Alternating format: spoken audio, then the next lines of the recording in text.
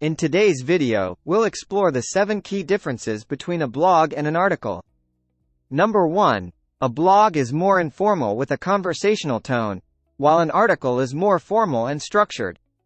Number 2. Blogs are often written by individuals, expressing personal opinions and experiences, while articles are typically written by professionals, presenting factual information.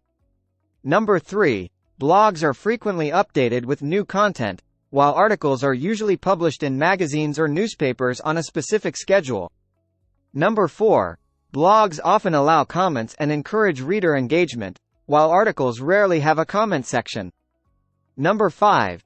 Blogs are usually shorter in length, ranging from a few hundred to a few thousand words, whereas articles tend to feature more extensive content.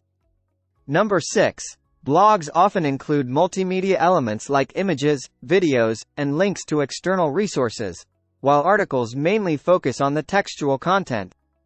Number 7. Blogs have a chronological order with the latest posts appearing first, but articles are organized by headings and subheadings for better readability. So, whether you prefer a more relaxed and interactive format or a detailed and informative one, both blogs and articles have their unique advantages and serve different purposes in the world of content creation.